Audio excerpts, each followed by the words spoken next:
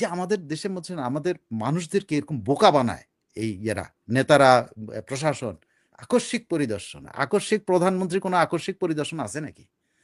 রাষ্ট্রের 1 নাম্বার যার এসএফ পাহারা দিয়ে রাখতে হয়, তার নিরাপত্তা হলে 1 নাম্বার, তারে পাপা 2 বলে নাকি কিছু একটা বলে। পাপা 1 হইলো প্রেসিডেন্ট, পাপা 2 হইলো অনুযায়ী, পাপা 2 গেছে আকস্মিক। বুঝতে পারেন? আকস্মিক আমাদের ধোকা দেয়, বুঝছেন? আর আমরা সাংবাদিকরাও এত পর্যায়ের নিচে নামছি, আমাদের মেধা এই পর্যায়ে নিচে নামছে, বা আমরা অন্ধত্ব এত নিচে নামছে যে একটা কিছু বলে দিলে আমরা এটা খেয়ে ফেললাম, একটু ইনভেস্টিগেট করে দেখে না যে এটা আদৌ এই আকস্মিক মহড়া। এটাও ঠিক, তারেক রহমান যে কালকে অল অফ এ সাডেন একটা ট্রেনিং সেশন, ওই যে গ্রীষ্মকালীন মানিকগঞ্জে। হ্যাঁ গ্রীষ্মকালীন মহড়ায় গেছে অল অফ এ সাডেন। উনি আমরা বলতেছেন এটা হলো একেবারে এরশাদ স্টাইলে। উনি আগের রাতে স্বপ্নে দেখছেন যে এরকম নাকি মহড়া দেখতে গেছেন, উনি সকালবেলা উঠে চলে গেছেন। এইটাই তো প্রচারিত হয়েছে, তাৎক্ষণিকভাবে উনি সিদ্ধান্ত তাৎক্ষণিক, আকস্মিক। আকস্মিক। তো আকস্মিকটাকে আকস্মিকটা তো এরশাদ যেরকম ওই যে মসজিদে যায় বলতো আমি গত রাতে স্বপ্ন দেখছি আপনাদের এখানে নামাজ পড়ে যে নাইসা পড়ছি, আচ্ছা এখানে খুতবা দেওয়া শুরু করে। তো এখন ওনার অবস্থা এই আকস্মিক পরিদর্শন তো এটাই, তাই না? আকস্মিক। আরে ভাই, প্রাইম মিনিস্টারের মুভমেন্ট আকস্মিক হওয়ার কোনো সম্ভাবনা আছে? সেটা হইতে পারে আকস্মিক কোনটা, আপনি আছেন সচিবালয়ের ভিতরে হাইটে আপনি ওসমানী উদ্যানে গেলেন, এইটা আকস্মিক হইতে পারে। কিন্তু আপনি কোনো একটা জায়গায় যাবেন, আপনি একটা মহড়ার মধ্যে আপনি যাচ্ছেন, সেই মহড়াতে মানে অস্ত্রের কার কাছে কয়টা গুলি আছে, এই আছে সে আছে, এগুলো অ্যাসেসমেন্ট না হওয়ার পর আপনি যাইতে পারবেন? প্রশ্নই ওঠে না। ওগুলো আগে ক্লিন করতে হবে। তো এই তো আগে তো ওইটা ক্লিন করতে হবে, এলাকা ক্লিন করতে হবে। তারপরে এই যে আমাদের দেশের মধ্যে আমাদের মানুষদেরকে এরকম বোকা বানায় এই এরা নেতারা, প্রশাসন, আকস্মিক পরিদর্শন। আকস্মিক প্রধানমন্ত্রী কোনো আকস্মিক পরিদর্শন আছে নাকি? এই যে আমাদের সাংবাদিকরা যে লেখে আকস্মিক পরিদর্শন, আকস্মিক পরিদর্শন হিসেবে কোনটাই আকস্মিক পরিদর্শন হতে পারে? উনি ক্যাবিনেটে গেছেন, ক্যাবিনেটে মিটিং করছেন, মিটিং এর পর উনি সংস্থান মন্ত্রণালয়ে গিয়ে হুমকি দামকি দিয়ে আসছেন। মনে আছে উনি তো গেছেন ওই যে কাকে অফিসে দেরিতে আসছে, এগুলো সেটা তো আকস্মিক পরিদর্শন হইতেই পারে। কিন্তু উনি আকস্মিক পরিদর্শনের সর্বোচ্চ এটা হইতে পারে, তাও আগে বলে রাখতে হবে এসএসএফ কে যে আমি হেঁটে ওসমানী উদ্যানে যাব। এসএফ পুরো রাস্তাটা আগে সিকিউর করবে, তারপরে উনি যাবেন। এটা আকস্মিক। তারপরে উনি কোথায় যাচ্ছেন? হাইলি সেন্সিটিভ একটা জায়গায় যেখানে মহড়া হচ্ছে, সেখানে অস্ত্রের কারবার মহড়া আছে এবং সবার কাছে গোলা বারুদ আছে, সেখানে উনি মহড়া দেখতে গেছেন, গ্রীষ্মকালীন মহড়া, উনি ওখানে গেছেন। আগে তো ওই গোলা বারুদ আমাকে সিকিউর করতে হয়েছে এসএসএফ কে, তারপরে সেখানে উনি গেছেন। তো উনি আকস্মিক কমিউনি গেলেন। আমাদের ধোকা দেয়, বুঝছেন? আর আমরা সাংবাদিকরাও এত পর্যায়ের নিচে নামছি, আমাদের মেধা এই পর্যায়ে নিচে নামছে, বা আমরা অন্ধত্ব এত নিচে নামছে যে একটা কিছু বলে দিলে আমরা এটা খেয়ে ফেললাম, একটু ইনভেস্টিগেট করে দেখে না যে এটা আদৌ এই আকস্মিক মহড়া। ইমিডিয়েটলি তো চ্যালেঞ্জ করা উচিত ছিল। আমি একটা লাইন তার রিপোর্টের মধ্যে থাকতে ছিল, সম্পাদকরা অ্যাটলিস্ট জিজ্ঞেস করতে পারে এই এটা আকস্মিক হয় কেন? একটা সম্পাদকের মাথায় এই প্রশ্নটা আসলো না যে এই ধরনের একটা মহড়াতে একজন প্রধানমন্ত্রী চলে গেছে, সে আকস্মিক। পৃথিবীতে এটা অত্যন্ত বাজে নজির আছে, আপনি জানেন। এরকম মহড়া পরিদর্শন করতে আনোয়ার সাদাত খুন হয়েছে।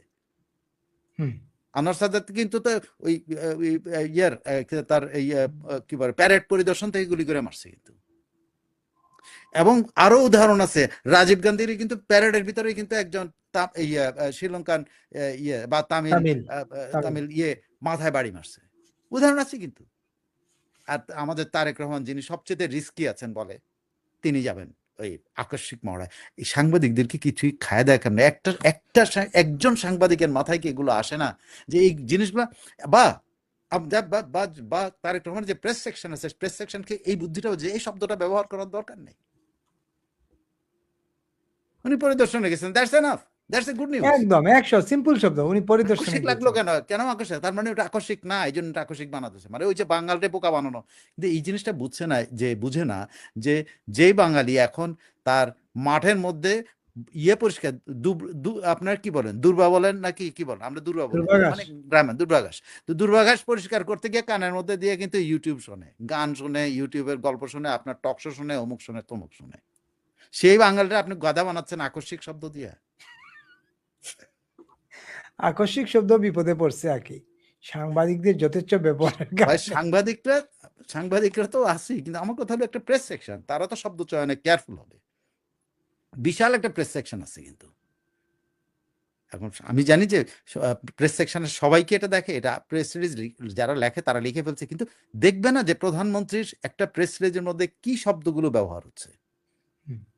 প্রত্যেকটা শব্দ মিন করা, তাই যে আমার মতো একজন, মানে ধরেন আমারটা যদি কুদৃষ্টি বলেন, আমি কুদৃষ্টিতে তো দেখছি, যেটা আমি দেখছি ইনভেস্টিগেটিভ দৃষ্টিতে দেখছি, কিন্তু অনেকেই আমার সমালোচনা করবেন যে তারেক রহমানের সমালোচনা করছি, এই লোক তো খুব খারাপ লোক, তখন আমাকে বলবো এই কুদৃষ্টিতে দেখছি। তো আমি কুদৃষ্টিতে হলে দেখছি তো, নাকি দেখা দেখা যাচ্ছে তো,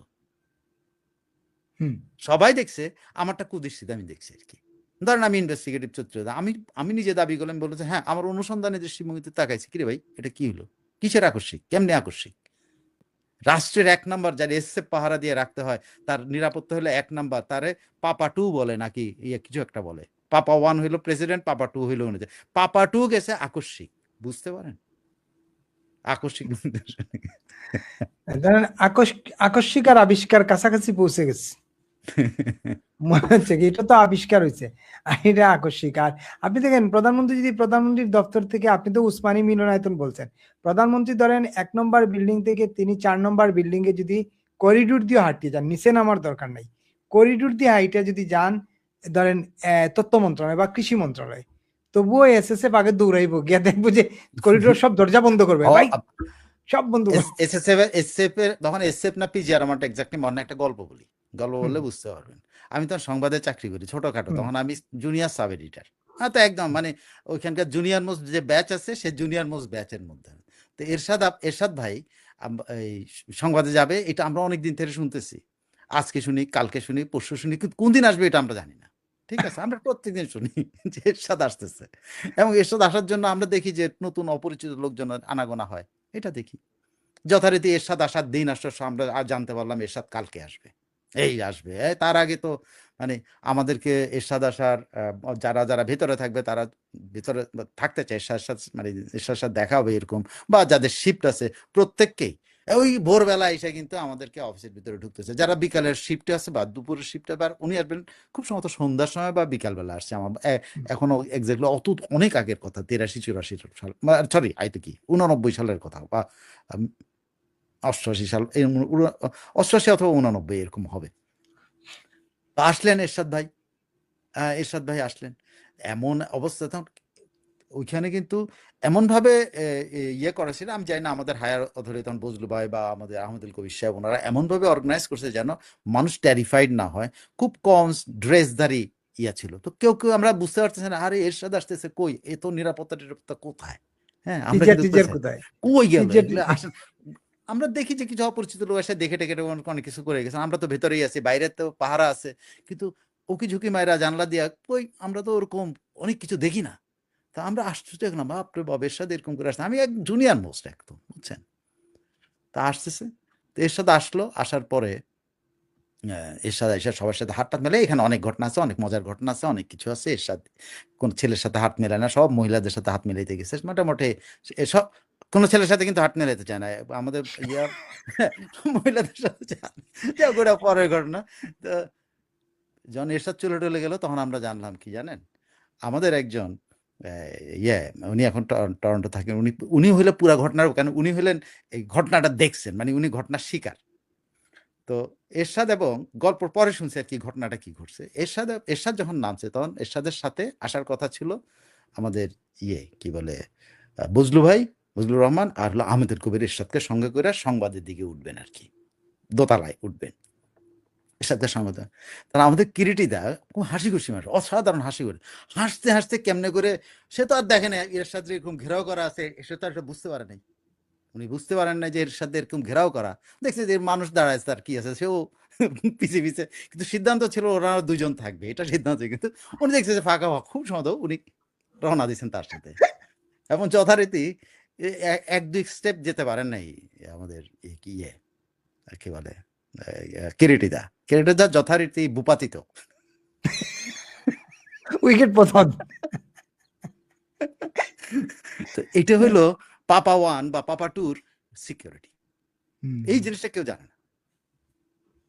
আপনার আরেকটা প্রেস কনফারেন্সের কথা বলি, খুব সম্ভবত ভারতীয় ইয়ে দেবগৌড়া অথবা কেউ একজন বাংলাদেশের আসতেন, দেবগৌড়া বা হ্যাঁ দেবগৌড়াও বোধ হবে, আরেকজন, আমার আমার মানে আমি অ্যাসাইনমেন্টটা কাভার করতে গেছি না, আমার না স্মৃতিশক্তি ওই খুঁজতে হয়, স্মৃতিতে বাইর করতে হয়, কোন একজন কংগ্রেস না, এটা খুব সম্ভবত মাঝখানের কেউ আর কি, হ্যাঁ, দেবগৌড়া বোধ হয়, ওই যে গঙ্গা চুক্তির সময়টা টমাটোর ব্যাপার মনে হয়।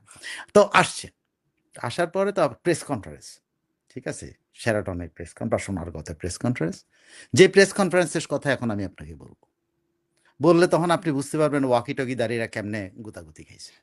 তো প্রেস কনফারেন্স আমরা বসে আছি, তো বসতেছি, কিন্তু আমার যে চেয়ার আমি চাইলেই আবার চেঞ্জ করে আরেকটাতে বসতে পারি না, তখনই কিন্তু আমার ধরে, না তোমার এখানে বসতে হবে। দেখি আরে ভাই, অপরিচিত আরেকজনকে পাশে দাঁড়াচ্ছে, সে কিন্তু আমরা খামচে দিয়া ধরে, নড়তে দেয় না কিন্তু।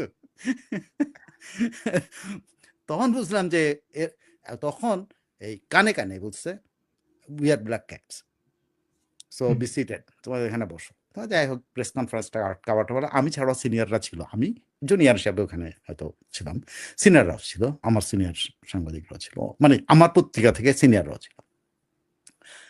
তো বেরোনোর পরে তখন ওই প্রেস কনফারেন্স শেষ হয়ে গেছে, শেষ হওয়ার পরে হাউকাও, কিসের হাউকাও?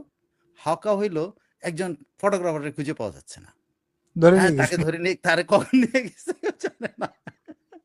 সেই ফটোগ্রাফার এখন ওয়াকিটকি সাংবাদিক, এই প্রেস ক্লাবের ওয়াকিটকি সাংবাদিক। হ্যাঁ, অনেকক্ষণ করে ওই জায়গা হলে তারে ওই যে ওই যেখানে প্রেস কনফারেন্স সেখানে কিন্তু ওই যে কাটলারি যেখানে রাখার একটা মানে ইয়া থাকে আর কি, ওর ভিতরে নিয়ে বান্ধে নাই, আটকে রেখে দিছে, আটকায় রাখছে।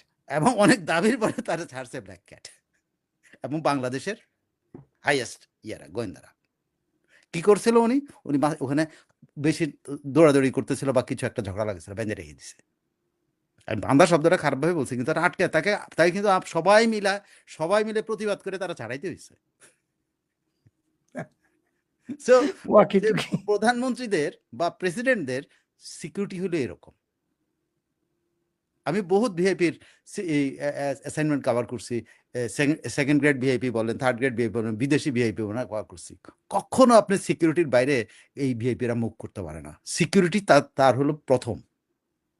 আর সেখানে তারেক রহমান অবশ্যই। আকস্মিকভাবে গেছে, এই শব্দটা ব্যবহার করে জনগণের বোকা বানাইতে পারবেন, আমাদেরকে বোকা বানাইতে পারবেন না। আমাদের সাংবাদিকরা চোখে ধুলা দিয়ে রাখতে পারবে, ওই যে চোখের মধ্যে চশমা দিয়ে রাখছে।